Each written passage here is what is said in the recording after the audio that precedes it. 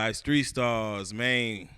We got a legend in the building, man. Oh, man, I don't know about legend, man. Man, hey, if not a legend yet, man, it's soon to be considered legend, Right, man. right. We got Big Daddy, the DJ, man, part of Vertigo, man. What's going down? Nothing, man. I'm glad to be here, brother. Thank y'all for having me. Appreciate you finally coming through, man. Yeah, man, it's long overdue. We should have did this like 10 years ago. I'm telling you, nah, but see, everything happened when it's supposed to happen, man. I think we got a good platform. We got, fans watching this, man.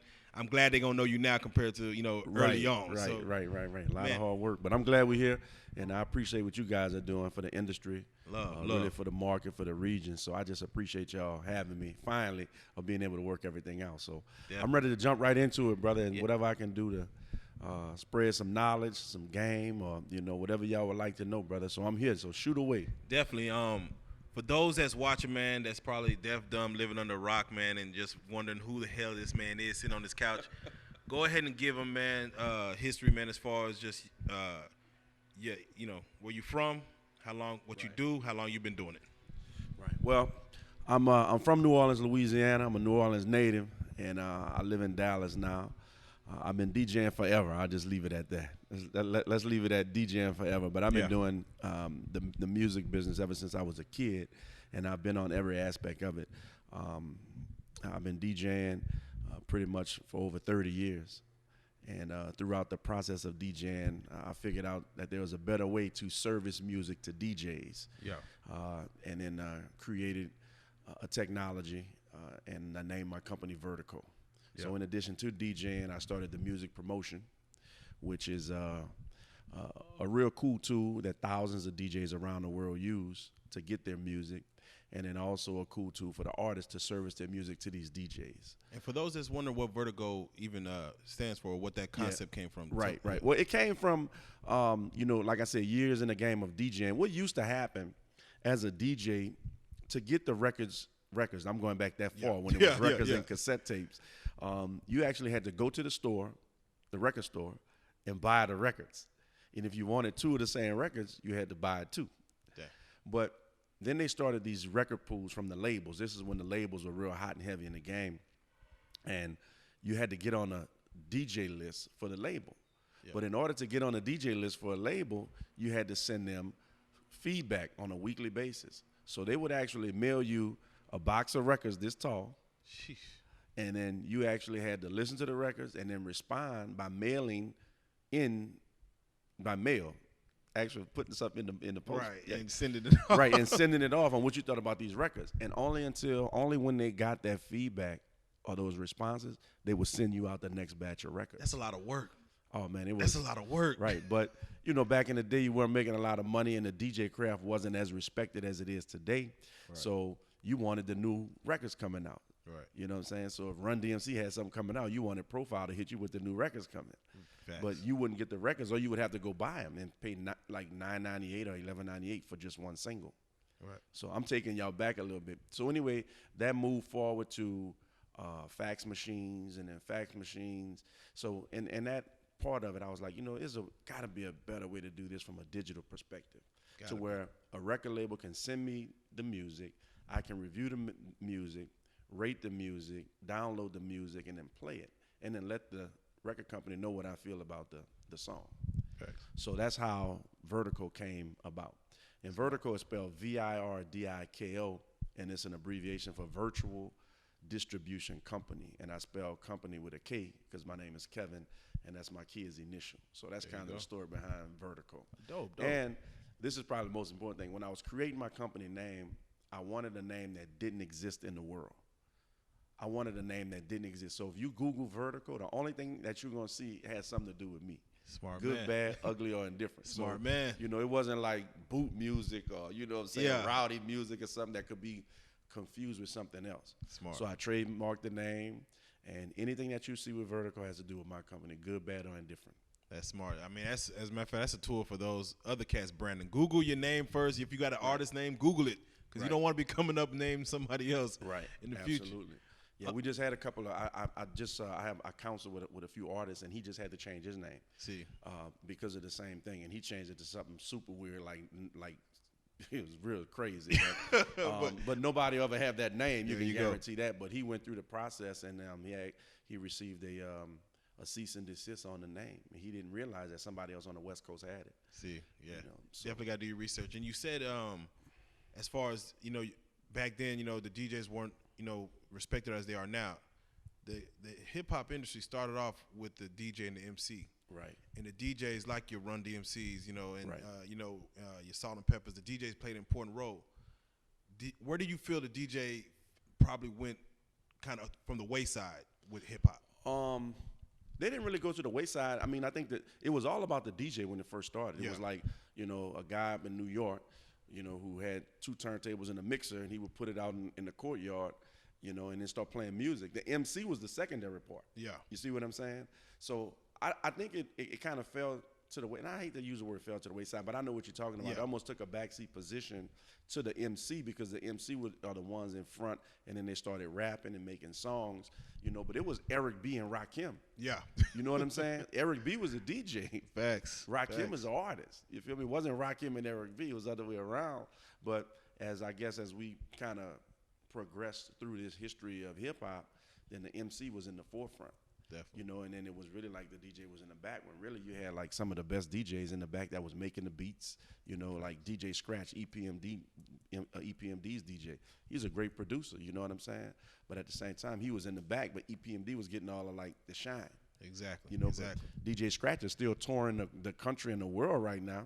True. Spinderella, she's still touring. Kid Capri still touring. You know what I'm saying? History, If Jam Master Jay was still here, he'll still be doing it. Exactly. Jazzy Jeff. Exactly. Jazzy Jeff and the Fresh Prince. You feel me? So that's just a little history. But anyway, Big Daddy the DJ is still here too. So if y'all need a DJ, y'all call me. I'm not inexpensive or cheap, but I definitely have your stuff jumping. And I seen you at all kind of events, man. Is there any event that you don't do? Like I do everything, brother. Yeah. And I'm a music lover. And if you're in this business, if you want to be a DJ, you got to be a music lover. I mean, I do from Christian events to corporate events to we can go to the hood, we can go to the trap, we can go to New Orleans and do a bounce event, we can go to DC and do go-go, we can go to the West Coast and do Bay Area music, we can go down in Miami and do some booty shaking music. You know what I'm saying? We can go to Detroit and do, the house music, Chicago house. So you just got to be a music lover. And I've been doing it so long that it's kind of second nature to me, to really play all this music, you know what I'm saying? But if you're not really serious about it or you just want to stay at it as a hobby, you can do that. But like I really do this as a living, and I call myself a professional DJ because when I leave the club, and I use this example all the time, I go to Walmart and buy toilet tissue, bananas, whatever I got to buy, food, you know what I'm saying? Because this is what I do. Exactly. So I treat it like a business. And if you're going to be about your business, be about it in whatever you do. And you're like the embodiment of, really making a career of this thing as far as even those, who, of course, are celebrities with it. But I would say as far as the people who are able to go out to Sam Goody or to Guitar Music and just buy a, $200 Pioneer set and want to become a DJ, what's the most important thing that someone wanted to get into this game that would make them what you would consider either a professional DJ or a good DJ? Right. I get asked that question a lot. Thank God technology has made it easier for people to get in the business of DJing, into the craft. Because before, and I'm gonna answer your question, but let me go back. That's really how DJ crew started back in the day. That's not your question, but I'll answer it. A DJ crew started because I had a turntable, you had a mixer, my boy had a truck, and he had a speaker, and he had another turntable. So we all gonna get together and put this together so we can actually put together a show. Exactly. And that's how DJ coalitions and crews started back in the day. Just that's some history for you. There you go. And then it needed about 8 cars to get all of this stuff to the event. Because you remember we had records, and you had milk crates full of records, and you had to have all of those crates. So thank God we have moved past that to where somebody, you or your child or your neighbor can go to a Guitar Center right now and be a DJ in a couple of hours. Really? That's cool. You feel what I'm saying? All I ask is, if you're going to use the technology, learn the technology and learn the music. Learn the craft of music. Learn who you're DJing for. Right. If you're DJing for a 40 and up crowd, they might not want to hear a little pump Gucci gang. Right. If you DJing for some teenagers, they might not want to hear Frankie Beverly and Maze. You know what I'm saying? Is do your research and understand what you're getting involved in. So I strongly encourage kids to get involved in it because it's a low entry now to get in. Yeah. However, just respect it as a business. Definitely, You know, get your money up. Make sure you're charging the right prices. Don't low cut yourself. I'm all about return on my investment. Do you feel bad about the DJs that do kind of not say low cut the game, but charge just kind of milk and cookies and? Yeah, I guess I do feel bad for them because they're actually missing the opportunity to actually, turn this into a living. I mean, if you're low cutting, it'll always be a hobby. Right. If you're undercutting the next DJ, this will always be a hobby. And if you're undercutting somebody's gonna come and undercut you. Here in DFW, we've tried to make a minimum wage amongst the DJs in my network and our network of VirdiKO of $100 an hour minimum. Yeah. Now that's minimum wage. And a lot of people say, well, how can, and it sounds like a lot, but when you really get into the business of having to pay for a laptop, a controller, headphones, wires, speakers, speaker stands, lights, I have to travel to the event. I have to unload at the event. I'm sorry about this phone. Hey, you got it. Then I got to, after the event is over, I have to load everything back into my truck. Yeah, you're the last one take there. It to storage. Right, you're the first one there, last one to leave, and then you start thinking like, well, wait, for a 4-hour event, you really had to prep for about 6 or 7 hours. Yeah, facts. So you divide that into 100, and you're like, well, wait a minute, I'm really only making minimum wage anyway. Exactly. So, exactly. Excuse me one second. This is my assistant that's keep calling, but this is how business works. When right. But I'm gonna turn this phone off. I'm gonna turn this phone off. Hold on one second. When you working, this is how it's supposed to work. Yeah, now I'm always working. That's actually our motto. We work. So, but nonetheless, so just getting back on that, as far as the younger DJs, I encourage anybody, if you like music, you're a music lover, get involved in it. There's a lot of corporate events opportunities coming, and now the DJ thing is really taking almost the front stage to some of the artists now. I'm starting to see that. There's DJ schools. We got a great DJ school here in Dallas, Texas. DJ J Clip. Yeah. He runs it with Keep Spinning DJ Academy. So I like to, I'm a big supporter of that for him. He got kids. That's dope. That's definitely he's dope. right downtown. I think he does it at Southside Lamar and those condominiums or townhomes, but it's at the bottom level. But it's a great get a scholarship to be a DJ. That'll be dope. You know what I'm saying? So that's awesome, brother. But from when I started DJing, and I said this earlier, like if you were to go tell your mom in the 70s or the 80s, Mom, I'm gonna be a DJ. She'll smack upside the head. Boy, if you don't get in there, get that science book out, So, but now it's a reality. You can actually say, I want to be a DJ. So, but that's on the DJ side. That's kind of my life. I DJ over 300 events a year, but I love what I do. So, 300 events a year. That's literally, well, like you said, it's your job. It's a couple of days. On Saturdays you may do a wedding earlier, a club that night. I do a lot of, special guest DJ appearances. So you come in, but still 300 and 300. And I've been averaging that for the last 5 or 6 years. So It's a blessing, brother. And of course, when I first, was introduced to you, and of course being around you, the Vertigo mixer, the mixes. I know you have one coming up. If you want to touch on the Vertigo mixes, how that came about. The object of that as far as what you want for the community and kind of going forward. Absolutely, yeah. Well, the next mixer, just to announce it right now, is on August the 20th, a Monday. I always try to do it on an off night where we can get a lot of attendance, and Mondays is usually the best night. So Monday, August 20th, 2018, we're going to be at the Pink Lounge, and this is the smaller one. We do a real big one in March. Right. But anyway, the concept started as really just an opportunity to network. Here in DFW, you got 7 million people around this big metroplex, and that was kind of the initial objective, to get us all together as far as artists, DJs, producers, and people in the music industry. So we started doing it on the Monday after South by Southwest. This will be our 7th year doing it officially. Man. But on the Monday after South by Southwest, a lot of people fly in and out of DFW because it is cheaper to fly through DFW and then just drive to Austin and to fly into Austin. So we try to capitalize on that, folks coming back. So we say, hey, look, on the Monday after South by Southwest, everybody come to DFW. Let's get under one roof. Let's fellowship. Let's network. Let's, shake hands, kiss babies. Let the DJs meet the artists meet the DJs, have some panels, have some educational opportunities.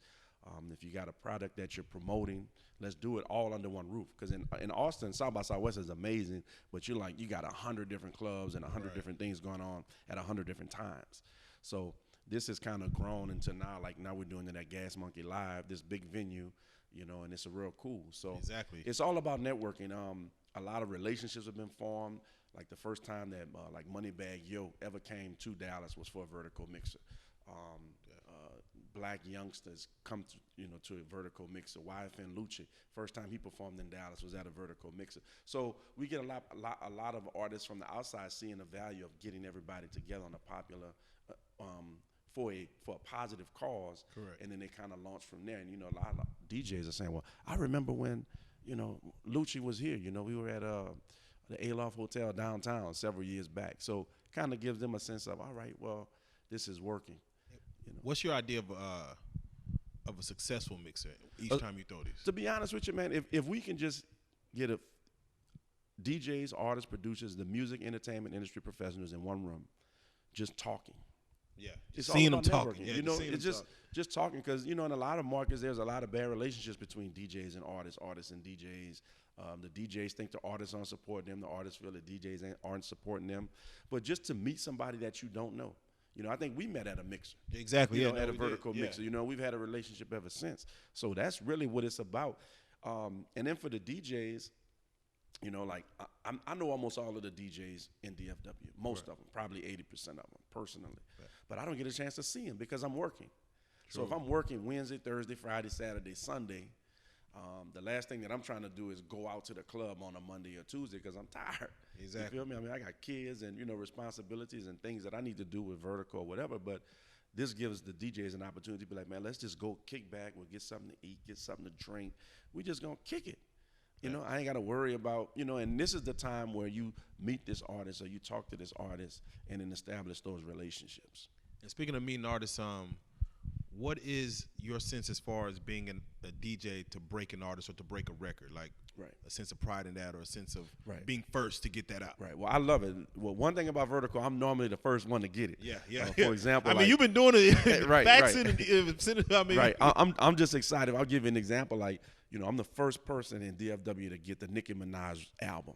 Yes. I got it in my phone right now. It ain't even come out yet. You know what I'm saying? Can we get exclusive?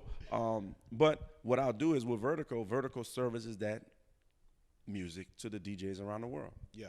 So I take pride in it really from a selfish perspective because I'm the first one to get it. So I could actually be the first one to play it. But on the flip side of that, breaking music, if you're going to be a DJ, I take pride in breaking music. Right. Every time I DJ, this is a fact. I play something new every time I DJ. Exactly. Are you watching the crowd to see their? Absolutely. Okay. Absolutely. And you kind of feel like you got to do your homework now. Yeah. Being a good DJ means you have to do your homework. So people don't see I spend an hour to hour and a half every day downloading music, organizing music, figuring out what's the BPM of this record, where does it go in my in my playlist. So, people don't see that part of it, but I do. So when I get to this, I get to the spot and like last night, I might have played a new record by, by Tory Lanez. Yeah. I played a new record that's not really popping in this market, but I know it's popping in other markets. It's the B.I.D. record. But I think it's going to be a big record for this market at some point in the coming weeks. So it took pride, and people are like, man, what's that? So people get to know your reputation as a DJ, and they know that you're not gonna really start playing whack music. So, a lot of people are like, man, what's that record? I'm like, Shazam it. Yeah, like, exactly. What's Shazam? I'm like, well, it's a app you can put on your phone, or you can see what song. That. Man, thank God for technology, man. I'm serious. Thank God for Shazam. I embrace it, brother. I used to be asking, what song is that? No one know. You got to go ask the DJ. Right. What song is that? Right. Yeah. But then now it's an education process also because a lot of artists, local artists, I'm gonna say, aren't on Shazam. How do you do Shazam? And how do you do all this type stuff? So I try to educate as much as possible because I really want everybody around me to win. If I'm surrounded by winners, they're going to keep supporting me and make me a winner, brother. Right. And I'm very sincere with that. Speaking of educating, man, let's go ahead and let's start an education lesson, man, because every time I hear you speak, it's like you only have so much time to speak. Right. But every time I'm getting new gems and new jewels. I think the last day to night fest that we had at the Green Elephant. Yeah, that was dope. You were speaking of something that I had little knowledge of, that I just had learned about, but you had kind of gave me an idea of how DJs look at it as far as the BPMs and when to play a certain kind of music, it has to match the one you're going into. Right. Those are things that, you know, I'm like, I don't even consider. You know, artists probably don't consider. Or MP3 to WAV files and stuff like that. Right. Go ahead and let, you know, us know as far as an artist getting to the game, how they should handle production, how they should handle getting music to DJs, how they should handle their presentation and everything else like that. Well, I always tell people I'm normally given like 5 minutes to speak, but it's hard to compress 30 years of experience into 5 minutes. And I said that on the stage the other night. You know, however, I try to drop as much knowledge as quick as possible and at least to get people thinking like I did with you. So, you know, the first thing you talked about was DJ organization, BPMs. You know, when I listen to a record, I'm listening for the beat to see if it's, you know, the beat. Then I'm really checking for the chorus.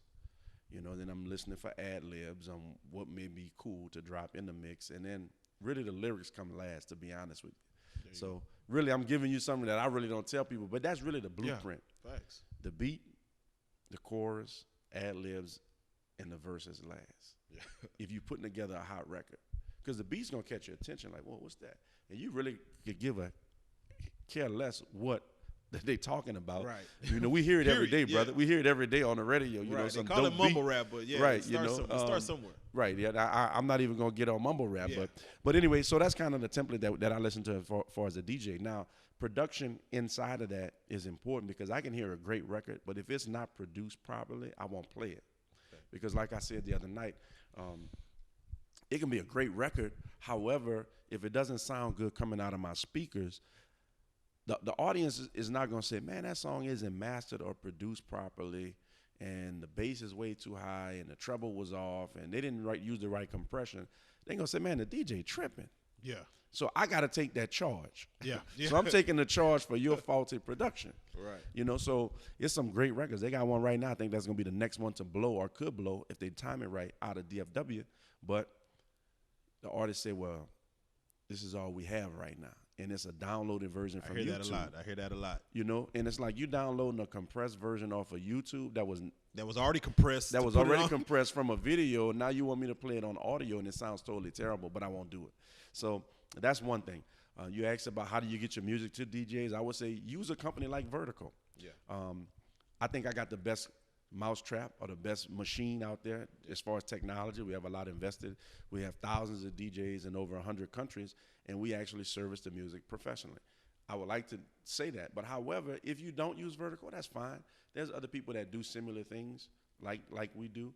I don't think it's as better as we do. I got to give myself a shameless plug and my team. There you go. However, have your music professionally stored somewhere where professional DJs go to get music. It doesn't have to be my company, but just make sure you get it done, because as a DJ, I'm not going to download your song from YouTube. It's not going to happen. Right. I'm not going to download your song from SoundCloud. It's not going to happen. Definitely. You follow me? I go to where professional DJs go to get a service pack. A service pack is, and I'll explain it, because now we have a lot of younger artists, and the other night it brought some light to my eyes. We have a lot of younger artists, even though I've been talking about this for 12 years, since VirdiKO has been in existence, these kids didn't know what it was. They don't. You know, a service pack, a DJ service pack is quite simply this. It is a pack of all of the essentials that you need for that song. When I say pack, I mean the radio version, the club version, the instrumental version, the acapella radio, the acapella club, the DJ intro version, radio, the DJ intro club, and if you have a TV track. Now, I'm explaining the last two. A DJ intro is a 8-bar instrumental that's put on the front of the song that leads into the record. It makes it easier for DJs to mix, and it also allows for radio personalities to talk over your records for about 28 to 32 seconds before the record starts. So it's like, yo, what's up? You know, this is the Boot Boys, and we chilling. I'm chilling with Big Daddy, the DJ. You listen to this brand new record or whatever, and tune in. We're going to talk to y'all later, and call back in to win these tickets, and bam, the song comes on. There you go. You follow me? So that's a DJ intro, so it makes it easier to mix. The last thing is a TV track. The TV track is simply the track that you would use with all of your ad-libs in it, maybe with your chorus in it. And sometimes it's like a show track. Yeah. You know, you can use it for that, but a lot of people a lot of artists are going and they performing over their songs. Well, you don't have the same energy that you had in the booth as you have on this stage right now. Right now, you running around, you tired, or you can't even keep up with your rap. But then I hear the track playing in the back. So that's just another pet peeve of mine of artists that rap over their lyrics. Yeah, that's so anyway, I'm just touching on a lot because I know we got one thing I talked about the other night is, and this is a little game, a lot of artists don't know how to monetize the business. Right. They just know the talent. They record at their homeboy house. They dope rap, dope song. It's dope, but then they just like. Right. It's like, I want to be a millionaire. Yeah. I want to be a millionaire. I want to be, the man in the streets. I want to drive this Maybach. I want this, I want all these flashy things, but never once have they thought about, well, how do I make money doing this? Right. It's like you got these YouTube stations and you got your Instagram popping and, you're flying, you're shining, but how do you make money doing this? And and I talked about the revenue levers. For any artist out there that's going to release music on a digital platform, you need to register with Sound Exchange. Yeah. Sound Exchange is a mechanism that pays artists for digital spends.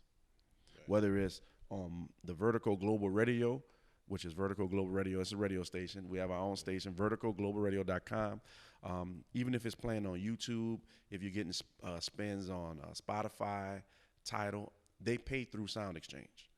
Yeah. So, it's like, oh man, I got this hot record and it's playing, but if it's playing and nobody's, getting paid for it, then are you just happy that it played? Now you still need to get registered with BMI or ASCAP because they actually pay, your publishing when it plays on commercial radios or in movies or things like that. So that's just some of the things that a lot of artists are skipping these steps. I tell people all the time, VirdiKO is like the 17th step in releasing a record. Okay. There's 16 steps. Now, it might be more than that, but I like 17. It just sounds cool because it gets your attention. But it's the 17th step before you release your record. Did you get it copyrighted? Is it mixed and mastered properly? Do you have, are you registered with Sound Exchange? Are you registered with a publisher? Do you have a professional photo shoot? I'm not going to lie to you. Talking about photo shoots, I ask artists for artwork, and I get selfies. Man. You feel me? Selfies. I see so many selfies on, I see so many cell phone pictures on a flyer. I'm like, what is that? You feel me? Man, go spend a couple $100 and get you a professional photo shoot. Take you, a couple of different poses with a couple of different outfits, and you can have that for years. Forever. But I'm getting selfies, bro. Like literally, like I just had one. I just had one dude say, I was like, man, I can't use that. You send me over. It's all I got. The picture is like 28 kilobytes. You blow it up. It's pixelated. Yeah, but, I'm telling you. Like I said, that's one of those steps before you get to VirdiKO. Like your presentation is everything. Would you say an artist coming in should educate themselves on this, or should they just hire someone who does this for a living and let them do their job and pay that manager to? I'm all about self-education. Yeah. My friend's dad told me, he said, if you understand something, you don't have to remember it. There you go. So you need to understand this business and, take a time. There's books out there. I think there's a book that they keep editing. I read it years back, Everything You Need to Know About the Music Business. Yeah. And I mean, I don't know it all. I'm learning every day about these new ways to make money and new, opportunities. Technology changes. It's continually changing. To some people, they don't understand the concept of VirdiKO. You know what I'm saying? Well, I've been doing it 12 years. I used to get upset about it. I'd be like, yeah, man, I got this company named VirdiKO, and this is a prime figure DJ. And you're like, I never heard of that. So before I used to get like, man, you don't know about he tripping, But he got other things going on. Right. So I started looking at it as an opportunity. Like, I don't look at it as a negative. Now I look at it as a positive. Well, I got more work to do. Yeah. I need to turn up my advertising and promotion. I need to be more effective in what I'm doing. Are you more so advertising towards artists or DJs? Is both.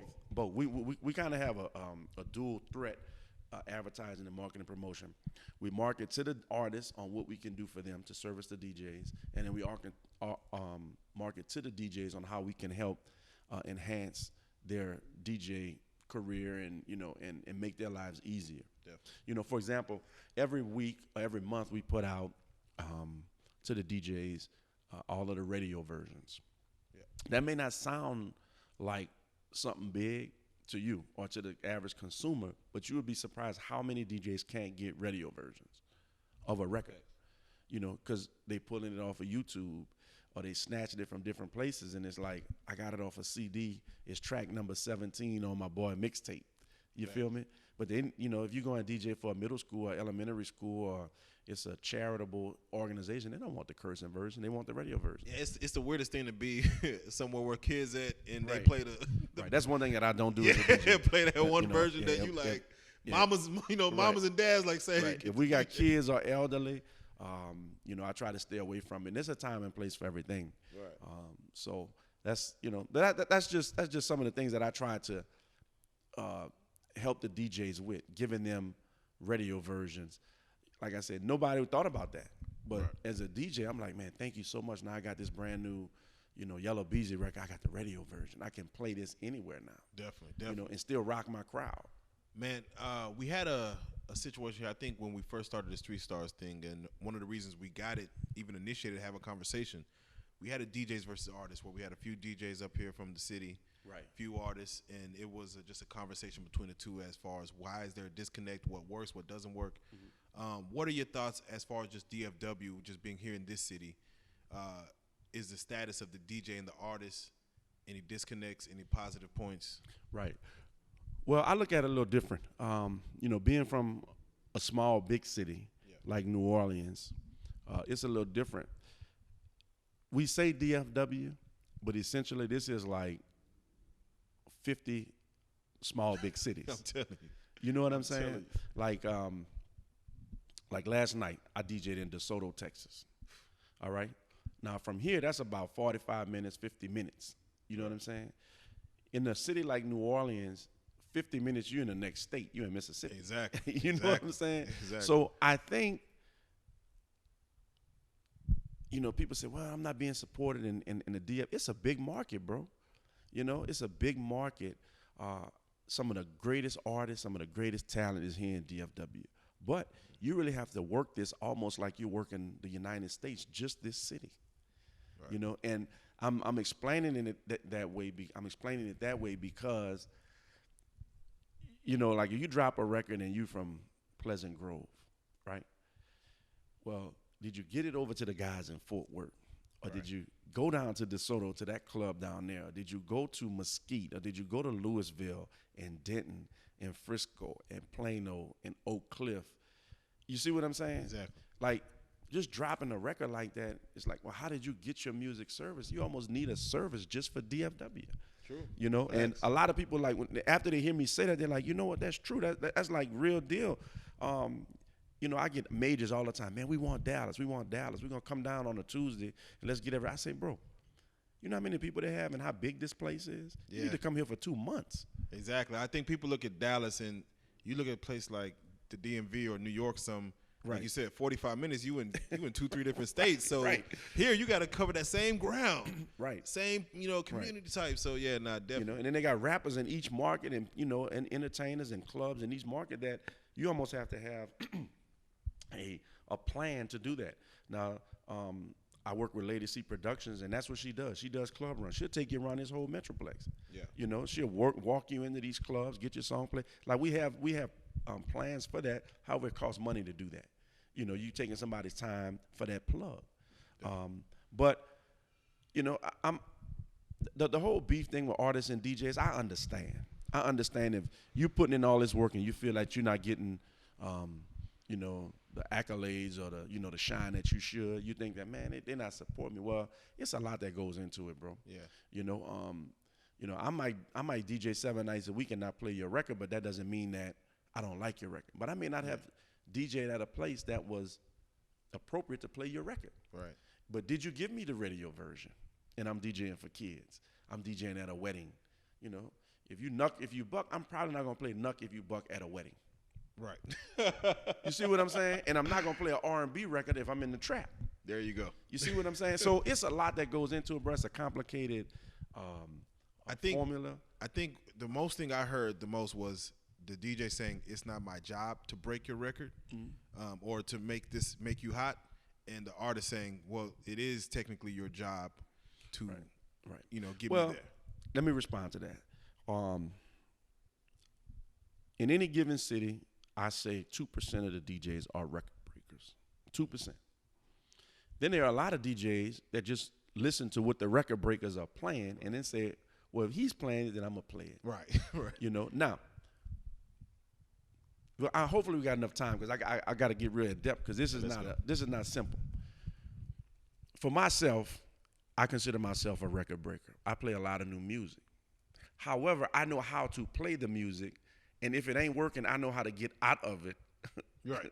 real quick to keep the party going. There you go. The idea of breaking a record is not to put somebody's record on at 1 a.m. in a nightclub and step back from the record and let it play. If I did a brand new Jay-Z, Beyonce, Drake record, people be like, what's that? People come to the nightclubs to hear something that's familiar to their ear, True. that they can jam to, that brings back a memory for them. True.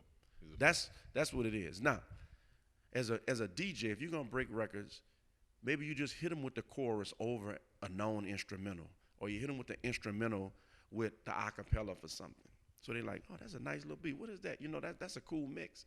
You just don't put a record on and walk away from it. You let them know who it is. Hey, I got the brand new, Erykah Badu. I'm about to drop this record. It's jamming. And if they see you jam, they're like, all right, that is kind of cool. Yeah. But just to put the record on and walk away from it, playing it in the early hours is always cool. You know, so people are like, hey, man, what's that? That's cool. You feel me? And then you work your way through it. So it's a process to break. Hence the reason for the service pack. Right. For the DJs that don't know. Right. That's why. Because it makes it easier for DJs to play your record. Now, let me say this. I don't think it's my job to break an artist's record. I really don't. My job is to keep the folks that I'm DJing for entertained. Okay. Now, how I do that hopefully includes your record. Right. You feel what I'm saying? Right. So, for example, I can take the Yellow Beezy record, which is out of here, on me, that's on me, and I can take that instrumental and mix that with a Genuine My Pony, and everybody's like, man, that's jamming, like that's a sweet mix. Yeah. Then guess what? As soon as Genuine stops singing, then I go right into That's On Me, and everybody is still vibing. There you go. You with me? There you go. That's how I just broke his record. There you go. But I'm using that as an example. So it's not my job because in my laptop right now I have 700,000 songs. Fact. I can DJ a 4-hour party and you figuring I'm going to play about 100 records. Let's say that. Yeah. So I got 100 records to play in 4 hours. What's going to make your song different or make me want to play that record? Exactly. You see what I'm saying? Exactly. I'm keeping it 100 with you, bro. I have 700,000 records, but I can only play 100. Right. You understand that ratio? Yeah. Now, am I going to just break new music all night and everybody be like just sitting around like, or am I going to have people going bananas on something that they're familiar with, even if it is old? I'm going to play Flex by the Party Boys when I'm DJing because they know it. Hands on your head. They're going to do that. I'm going to play Back That Ass Up by Juvenile. Facts. You know what I'm saying? I'm going to play the Shoot record. I'm going to have everybody doing that little dance. I can't do it. I'm I'm overweight for that dance. But you understand what I'm saying? Yeah. So that's just the idea of it. Yeah. Now that makes hella sense. I'm just trying to keep it real. Bro, ain't nobody probably ever explained it to you like this because they don't look at it from a DJ's perspective. Because here's the deal. There's a lot of DJs, and I have nothing against this, that take money from artists to play their record. Okay? So, hey, bro, I'm going to give you this $100 to play my record. All right, cool. I'm into that. You got 10 artists back to back that come up to you and give you $100 to play their record. Average of 3 minutes per song. That's 10 songs. That's 30 minutes of music that nobody knows or is familiar with. Right. You just made $1,000. But guess what? There's 9 times out of 10 you're not going to be hired back for that job. I'm telling you. You understand what I'm saying? Because as a club owner, you see your dance floor empty and everybody sitting around looking crazy trying to figure out what's going on on some songs that may not be hitting. Right. You understand what I'm telling you? What the DJs don't know is that we as the customers and consumers, we be in the crowd talking about DJ tripping. Hey, we don't go tell the DJ. We just DJ tripping. I know, brother. I know. I live it. I live it every day. You know, some people might be like, I'm tripping. And I understand. I can't satisfy everybody, but you can break music. It's all in how you do it. You feel me? It's got to be a process. to break music. You just can't drop somebody's song on. And then there's some records, like I said, that's not appropriate. So you might come to my spot and see me DJing, and I only got the last 2 hours, right? So I'm coming as a special guest DJ. I got an hour and 45 minutes to DJ. No, I might not be able to break your record, bro. I might be able to put it on while I'm leaving out, saying, y'all check out this new artist, by the name of ABC with the new song XYZ. Yeah. You feel me? I may be able to do that. However, them people expecting me to come in there and rock this crowd and have everybody in pandemonium for the next hour and a half, straight up. These are facts. And dropping new music may not be appropriate for that scene, But I don't want the artist to be like, oh, man, he fake, he ain't play my record. And it's like, nah, bro, I like your record, but let me work it how I'm going to work it. Does the DJ cosign still mean something to this day as far as the DJ cosign an artist? Absolutely. Let me tell you this. Here's a fact.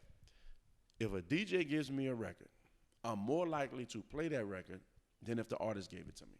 Okay. Because my relationship with the DJ is personal. Yeah. I'm not going to give another DJ a record that's not working for me. Yeah. You understand what I'm saying? So if Steve Nice tell me, you might want to check that out, bro. 96 BPMs is going straight into that In My Feelings or whatever the Drake song is. You got to play the album, bro. It's banging. I'm gonna play it. Now, I'm gonna tell you something. Yeah. You want me to play your record, artist? And this is some game I should be selling this part. Yeah. Let's go.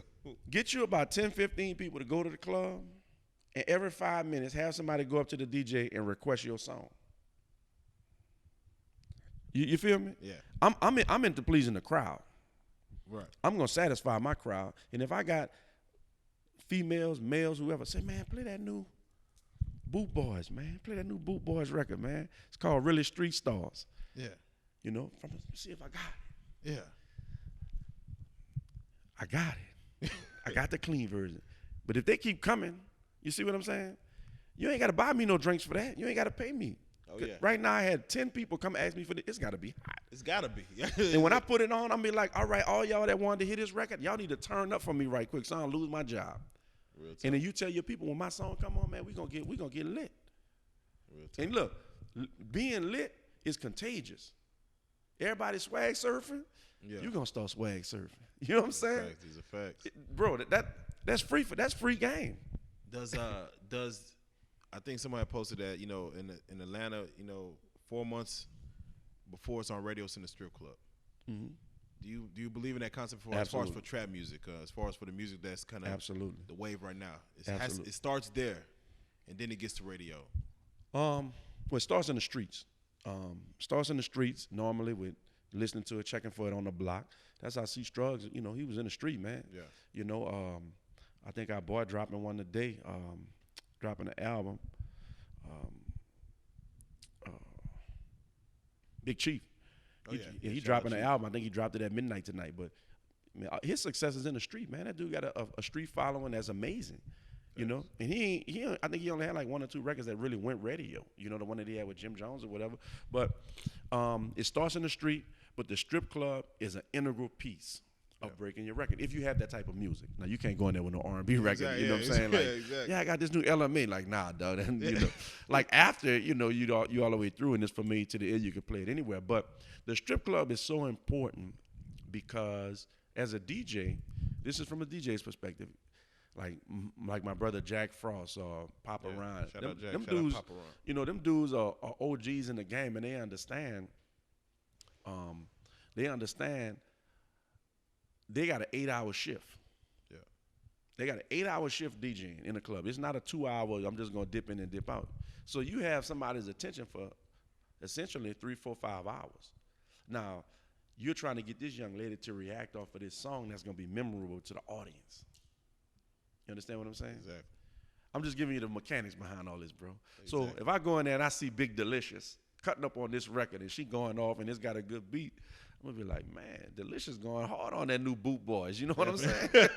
You feel me? Yeah. But the strip club DJ is integral and they're very important because they have essentially your attention, like you focused. Right. That's all you got. 2 things to worry about. What's in front of you and what's coming through your ear, bro. And do you think from the streets to the strip club, I guess you play it for a few weeks, go into a couple months,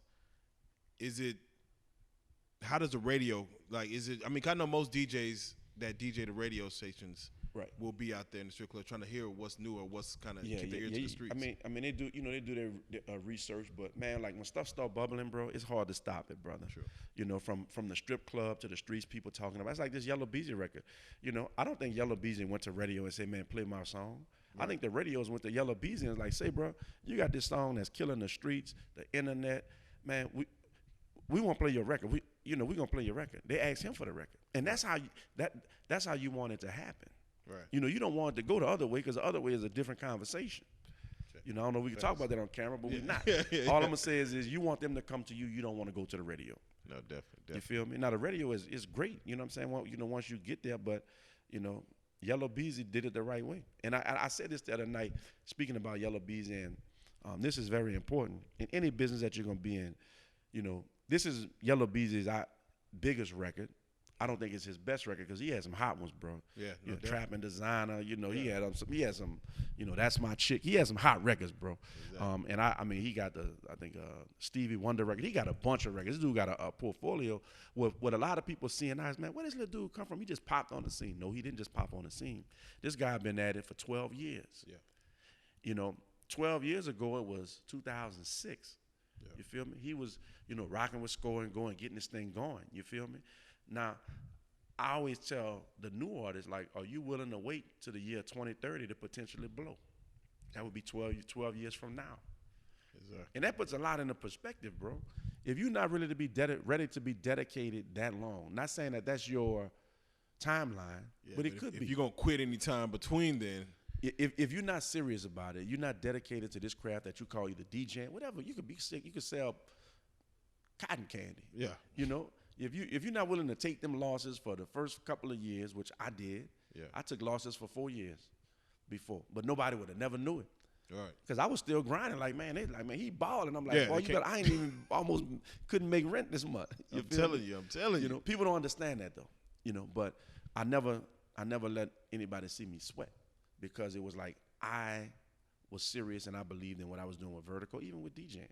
So, you know, going back to Yellow Beezy, like people think this dude just jumped on the scene. No, man, this dude been working. He been grinding. He was going to these DJ showcases, sitting back watching for years. He said, man, I won't be on, but it wasn't his time, and everything kind of came together for him. So I speak on that and use him as an example. But a lot of this stuff is not overnight that you see. I'm sure, you know, Lil Pump and Kodak Black and Lil Yachty and even Trap Boy Freddy, he been out here doing this thing. Yeah. Them cats been working, but now you just seeing them. You know, hopefully the next group of artists don't have to wait 12 years to really pop off, you know, but that's why I respect, you know, like a Yellow Beezy, I respect his grind, bro. Yeah, and it also just teaches you the game. It teaches you got to go through some things because sometimes with internet fame, you may not be ready for the stuff that comes with this game. You know? I don't think he's going to be a one-hit wonder. Let me say that. Yeah. You know, and there's a lot of one-hit wonders. Some people that you can't even remember their names. You know, you're like, man, what's the name of it? I'm trying to find this dude's song, and then I'm like, what was that dumbass song that everybody liked? You know, you know, it might have came and went. Another thing is for artists, you know, you got to appeal to these kids, man. Definitely. You know, kids are breaking records, brother. Like one of the most important events that I DJ, or type of events, is a middle school event. Those kids are on music light years before it gets to an adult club, high school, college, wherever. Right. They on it. You know, I have a daughter that's 14. I have a son that's 17. Right? She was in the 8th grade. He was a senior at the time. You know, they just moved up in grades. My son graduated, but they listen to two totally different types of music. Yeah. I have a little cousin that's 9 who listens to totally type of different music. And guess what? I'm a professional DJ. I'm calling him. So what's hot? Right. What you listening to, man? What's the top 5 songs? Right. And I call my daughter. What's the top 5 songs? I call my son. And I can get 15 different records. But the one that middle schooler sent you, that's about to go next. I'm telling you, that's the one doing the most numbers. That's the what? one. That's the ones who are crazy. Yeah. You know, and I'm like, I pull up on them and I'm talking to them and the song come and they singing it word for word. I'm like, how you know that record? I've never even heard of that. That's crazy. You feel me? So it's a difference. It's a difference in each age group and each genre. And as a DJ, you got to do that kind of research, brother. And if not, you're just gonna get left behind. Definitely. You know? Play that Gucci game. What? Who sing that? You know, and then you find yourself. you know, the kids asking for this record or they want to hear the Boot Boys. And after this interview, bro, y'all got to make a record now, man. I'm telling you, Boot Boys. I'm telling you, man. Yeah, y'all got to make a record, bro. I done spoke a record in the life, man. We got to come up with something, bro. Hey, man, it's a lot of game being given right now, man. For those, man, that want to get at you, man, you know, get music to you, just get with the Vertigo company, man, as far as DJs and artists. Right. Tell them how to get with the company, websites, and you personally, Gmails, social media. Absolutely. And this is game, too. Everything on social media is VirdiKO. VirdiKO. Simple. Everything. Instagram, Facebook, Twitter, LinkedIn, Snapchat. I like to say ChristianMingles.com, eHarmony back page. Crazy. That's my running joke, bro. Let me get it. It's probably corny now because I've been saying it for years, but that's a piece of game right there that I try to tell young artists. You know, you can't be Big Dog 46 on Instagram and then be Hot Boy Corey on Twitter. Facts. Man, make it all Hot Boy Corey or Big Dog 26. You know what I'm saying? Like, make it easy for people to find you. Whether you're a DJ, artist, or whatever business you're in. If it's underscores and underscores and underscores, that gets complicated. You feel me? So keep it simple, bro. But everything, I can be found on VirdiKO. The email address is info, which is INFO @VirdiKO. The website is vertigo.com. Everything is VirdiKO, and VirdiKO is the whole team that I rock with. I got a great team of people that help this machine go, and I love them all. Our theme is we work. That's everything is we work, brother. We work 100% of the time. Hashtag we work. Hashtag we work. And it's not that we working, but the system works. The people works. You know what I'm saying? And the whole cycle works. So artists, if you're looking to get your music professionally serviced, think about VirdiKO as an option. We've been in business 12 years. We have thousands of DJs in hundreds of countries, and everything is transparent. So you can go to our site. You can click on the button that says DJs, and you can instantly be in touch or see over 6,000 DJs in your particular city, state, country, wherever.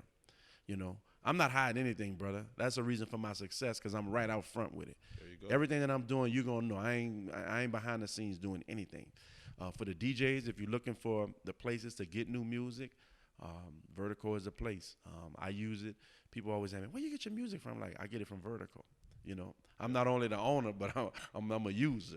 You know what I'm saying? I'm a client too. So, but anyway, it's all VirdiKO, man. Virtual distribution company, bro. I want everybody, you know, as they're watching this, I mean, just to even if you're into music or not, just stop, take a look at the professionalism that his website has, his Instagram. Go look at it and tell someone else about it if you don't know about it. But definitely, man, you've been doing your thing, man. You got any shout outs you want to give? Man, I just want to shout out to everybody in the music business. You know, it's a great business to be in. A lot of people complain about it, but I actually welcome all of those complaints because it's providing a lifestyle and, you know, allowing me to, you know, take care of my family. Right. You know what I'm saying? From either perspective, I've been on all sides of it. But anybody in the music business that's trying to make it, don't get discouraged. And I'll leave you with these last three things because I speak a lot at conferences or whatever. Whatever business you're in, and we're talking about the music business right now. You can be in rental house business. You can be in landscaping business, whatever you're in. You can be a lawyer. Number one is to keep it simple. Everything about VirdiKO is simple, bro. Like, even a caveman can do it. You feel me? That's simple. Go. Keep your business simple. Number two, make sure that whatever you're doing is effective.